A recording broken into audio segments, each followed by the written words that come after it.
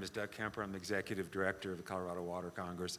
So this whole breakfast is an outcome from our board retreat that we did back in June of last year, where we were setting our priorities for the organization. It's the goal of the Colorado Water Congress to represent Colorado's water users, all of them. And during that time, as we were doing our board retreat, the issue about rural affairs, rural engagement came up as one of our top priorities. And the reason that was important was that we wanted to make sure we spent a lot of time talking about a lot of depth on issues, a lot of time talking about urban issues, but one of the things we wanted to do was to make sure that we didn't forget rural Colorado and the whole process here. So with that having been said, the person to my right, I owe an apology. I forgot to put you on the program that was printed. So to my right is Don Schwint. And Don, do you want to just, Don is on our board, and you're from? I'm from, I guess lately I've just started to say I'm from Toyac, Colorado, instead of Cortez. That's the Yuma Ute Indian Reservation town 10 miles south. That's where my farm is. Great. So thank you, Don, and thank you for being, Don's relatively new on our board and certainly been very vocal for rural issues. So we set that as a priority back in June, at the end of June, when we were doing our strategic plan for this upcoming year.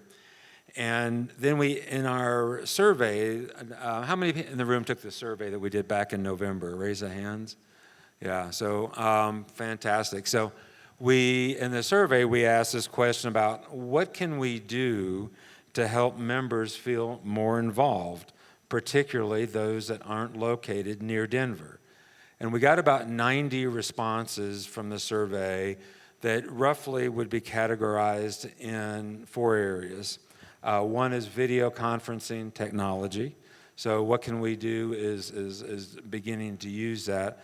We've made a huge investment in our in the state affairs meetings that we do to help shorten that distance. And we're even seeing that happen at state affairs meetings now, where the physical attendance in the room is starting to drop, and those that are online is really starting to increase. We have at our state affairs committee, we have 200, 250 people that are on that state affairs committee, but it's now got where we have more people online than we do physically in the room. We had the last meeting we did last week, we had 75 people online seeing the direct broadcast from that room. So certainly that's a thing that we're doing. Investment in webinars, it kind of uses the same technology, but being able to deliver that information. There was some other drive was to do more small events, things like luncheons co-hosted with local conservancy districts, the kind of work that Sarah does constantly, do more pond activities regionally, more road trips. We're looking forward to doing, we've got 4 road trips that we're going to be doing this year, so we're excited about that. So those were the kinds of things that, more physical presence. And one more, that we wanted to do a satellite office. So that, that's a whole different thing. So we're starting to talk about, distributed stuff. So, Kathleen. Doug, okay, I'm pretty sure this is working, right? Doug, when you say do a road trip, what do you envision? So we're still figuring that out. And fortunately, we've got Don here to help us with that. But it's more than just that one way of information. And Don and I spent 15 minutes or so on Wednesday, and we pretty much, Don, I think, got all this figured out with the whole rural communications thing. But the first step here is rural communications. So, Don, what's your thought? Does that go 2 ways or just one way? The communication, it goes 2 ways. That's where I'm going to go. When Doug said we've got this figured out, yeah, right. What we heard yesterday, what we heard from Kathleen today, the diversity of rural Colorado. And diversity, that's pretty interesting. It really is. It's really difficult to wrap your hands around. Hands. But seeing the reaction of people out here, and the ties that we've got to rural community, that was really comforting. We've probably started this process more than I think. But what I pitched in our retreat and the way I look at the world, two things I want to say there. Process is so critical. And so the three words that I used as we talked our retreat and as I talk about this whole concept, we've got to design a process to truly do rural outreach. And the second word that we really have to underline, rural outreach can't be one way. Communication. One of the best classes I went to in my life when I was in ag leadership, I think about the second seminar, and it was dealing with what I called psychology, but part of that was an afternoon class on communication. And I'd spent my life, I'm an introvert, and I don't really like to talk to people all that much, but I've done everything from the inside out and think about how things ought to go. But what that communication class taught me was communication, wow. To truly communicate, probably the most important part of your body that you've got to use are your ears. Don't be figuring out what you're going to say while somebody else is talking to you. You better be focusing on listening. And I'm not a great multitasker, and lots of us maybe aren't either, but you really got to shut off your brain about what you're going to say in order to listen.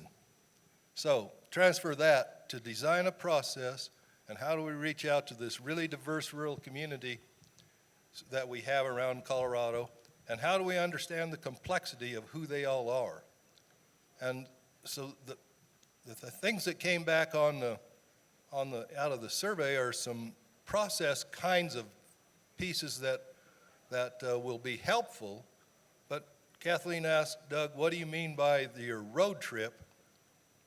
I also pushed Doug that it's really important for staff at least and for Water Congress to truly visit and road trip or come to my community.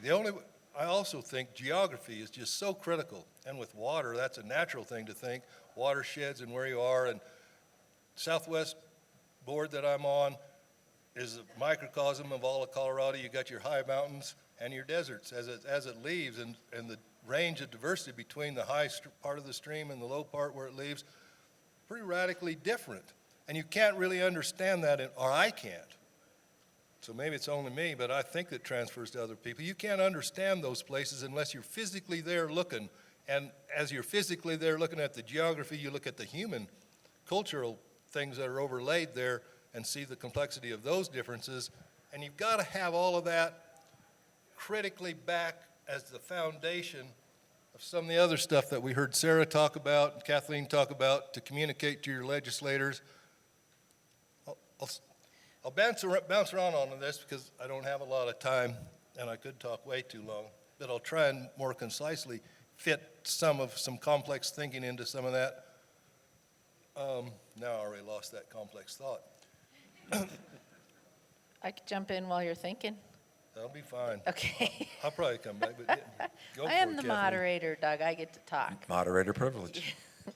How do we connect what Sarah said about how thin we're spread, what a tall order it is? And I totally hear you on the geography, but there's only so much time in the day and so many people committed to working on this. Could Water Congress really take advantage of the fact that Action 22 has already convened a lot of these folks? So has Club 20, so has Progressive 15, and maybe we don't forget about the existing organizations that are already on the ground trying to get a handle on what an individual basin's thinking or what the top priorities are in a certain community. Is there can we do some of that? Yes, and that as we're going around the state, one of the other suggestions that we got was doing more bus tours. We seeded bus tours about 15 years ago to what's now Water Education Colorado, partly because it's so much work putting them together, partly also because to me that's not really a listening opportunity. It's let's go drive around the country and see things, but without, there needs to be more of that interaction. And it's more what Don just said. It's to be able to understand the diversity that we have, and as much as it's a learning opportunity, it's a learning organization for us. All of Sarah's counties, you could do a separate lecture on all 22 of them, right? Because they're different. And it's a question we ask all the time is what is your water issue? What's going on with you? And it's going to be very, very different, even in neighboring counties, because they're in different places on their process. But I'll tell you that the road trip, we did this with CDPHE because we had asked them to change some of their regulations. And they said that they had committed to, but until this decision-making agency could taste, touch, feel, smell where they were at and the impact of those decisions, it didn't carry the weight. But I mean, that's a heavy lift, and you've got to lift together. That's the whole thing with this, is you have to do. And Kathleen, really great job. I've got an Action 22 sticker for you because you plugged that whole idea. To jump back in, you took it just where we needed to take it, where I was trying to take it, Kathleen, because what I heard up here yesterday from a panel on rural folks and ag, the ag voice, was this really strong effort to get a singular ag voice about water and what a struggle it was to do that. We can't expect that to happen because that ag voice is really diverse. And so we've got to be able to have all of that. But you can still use the same people, that we don't have a choice. And reach into outside to other organizations besides Water Congress.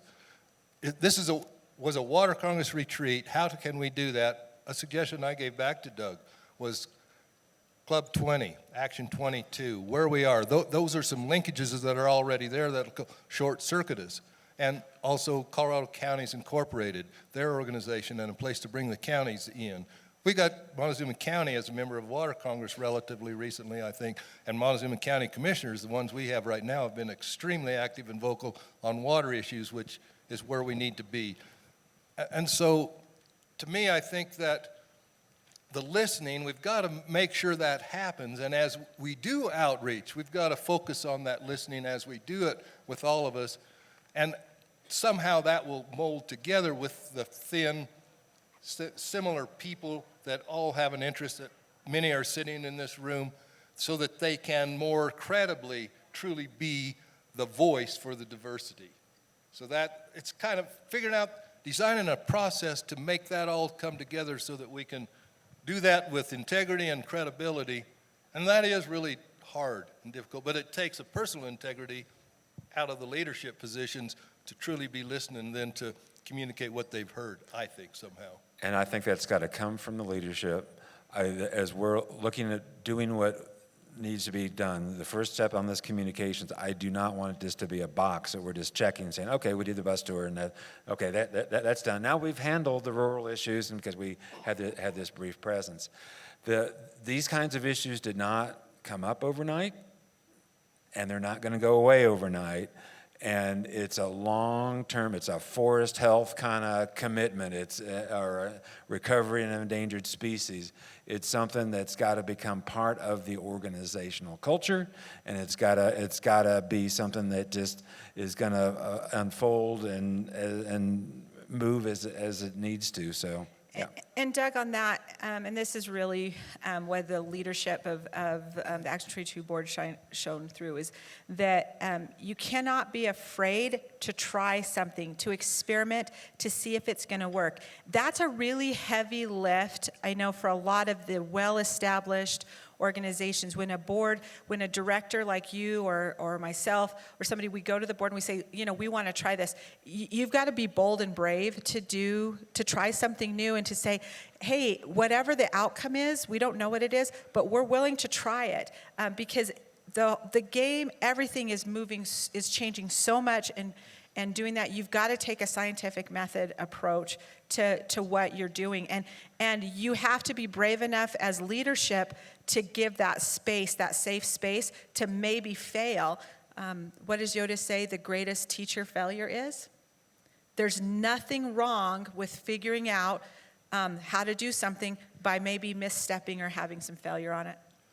One of the things that I heard Sarah say a little bit ago was we tell people, our legislators, I forget how you framed it, but we've got a problem, and you stop there. And to build on how you presented that, what's striking me is I've helped bring people out of our community to participate here. And as I've had my personal dialogues with them and the change in their attitudes or concept of what they're seeing and hearing, emotionally how it hits them has changed over time. But I'm talking specifically to some of those individuals that are out there and know who I'm talking to, and then the others that are like them out there. When I sit up here and say, design a process, I need you to respond back to how can Water Congress, how can we up here do a better job of a process to truly get you to say something that we can listen to so that we can feed that back into our loop. And so I think that's a struggle that we're all wrestling with. That's where I don't think we have this process designed, and we may never fully have it designed, but we've got to continually be ready to make sure we're doing that dialogue of true communication and listening as much or more than presenting. That's it. So speaking of that, does anybody here have anything they want to say in response to this? We have a tiny bit of time, and I do so appreciate the remarks. But you guys have any thoughts? Oh, good grief. Really? They Okay. have thoughts. Well, I know there are, yeah, I know. Be brave. If you have some thoughts, and look around the room, it's something that you're thinking, maybe somebody else is thinking as well. So they have, and you're going to give them permission to say something, so. Well, so, okay, Right here. all right, there's, I'm relatively new to the whole water work thing that I'm doing over here. I've never heard of Action 22 before today. So you said 40% of what you do is in the legislative realm. What else do you do? oh, Give like a 2-minute synopsis on what Action 22 okay, let me is in- repeat that. So this gentleman said that he was not familiar with Action 22 and would love a quick, maybe 1-minute Yeah. synopsis of what you do. So this is a new format, and so what we do is think about it sort of like almost like a legislative or public policy chamber of commerce, but what we do is we listen to our members on the issues that they're trying to overcome, and then we create a process or a tactical approach really to solving that problem. And just really quickly, a good example is we had a big asbestos problem. We can't get over because asbestos. So we sat and put together a list one summer of a list of recommendations to CDPHE. They adopted quite a few. I think we had 7 recommendations to them. They adopted 4 of them. They adopted the 4 biggest ones, and then they went and they did a road trip with us. So it was, here's the problem, and it wasn't a legislative problem. It was a regulatory problem. So that's how we approach it. So that's the kind of thing that we do. If you have a chance to go on Action 22's website, Sarah's got some great material up there. Some of the thoughts that came from this thing about the scientific method, I love to hear as an engineer. It came from some of the published things that were published on your website. So Thanks. And my website's really ugly right now, so forgive me because I keep wanting to rebuild it and I keep changing my mind. So. yeah, great place to go though. So I know, Doug, that we've run out of time, and I want to thank you all for coming to this session, and thank you, Sarah, thank you, Don and Doug, for participating. I'm sure the door is open for giving you guys some ideas on the road trip concept or the satellite concept or the outreach ideas that we might have. So I believe we have a break for about 25 minutes. Is that correct? That's correct. So Okay, back in the so- room at 8:45 sharp. We're going to get started, and we're going Perfect. to rock on All time. right. Thank you so much.